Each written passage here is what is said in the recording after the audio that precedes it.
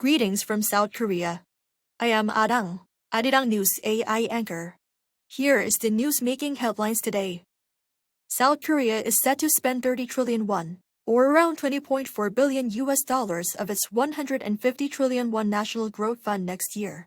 Deputy Prime Minister Koon Chul convened the Industrial Competitiveness Enhancement Ministers meeting on Tuesday, which also served as the Growth Strategy Task Force.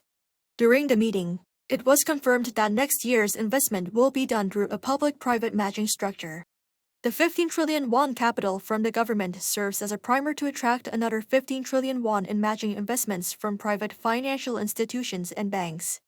The government also plans to raise approximately 600 billion won through a citizen participation fund. This allows the general public to invest directly in these strategic industries to share the fruits of growth. South Korea and the United Kingdom have finalized an upgrade to their free trade agreement following 2 years of negotiations. The deal, concluded in London on Monday local time, significantly eases rules of origin for key Korean exports. What is notable is that the local value-added requirement for tariff exemptions on automobiles was lowered from 55% to 25%.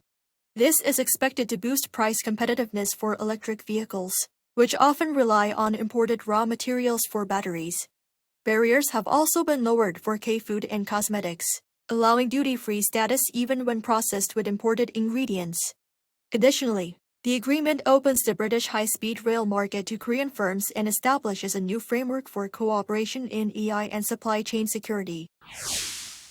South Korea's National Security Advisor Ri Song-nak has departed for Washington, D.C. for follow-up talks with the Trump administration on the bilateral joint fact sheet. Speaking to reporters at Incheon International Airport on Tuesday morning, Ri stressed the need for senior-level talks, noting that revising the Korea-U.S. nuclear cooperation agreement and addressing the next steps in South Korea's plan to build nuclear-powered submarines are high-stakes issues involving multiple government agencies.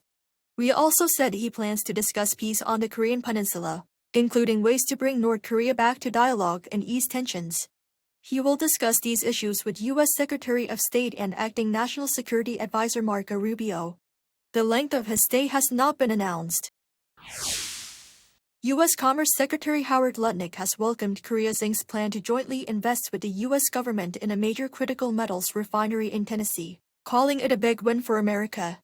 Lutnick made the remarks in a social media post on Monday, just hours after Korea Zinc announced it had signed a strategic partnership agreement with the U.S. Departments of Defense and Commerce.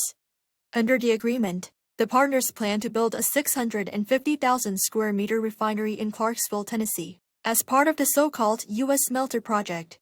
Korea Zinc and the U.S. government are reportedly seeking a joint investment of around $6.8 billion to move the project forward.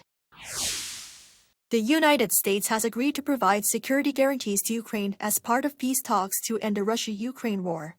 U.S. officials said on Monday that talks with President Volodymyr Zelensky narrowed differences on security guarantees, while territorial issues in eastern Ukraine remain unresolved.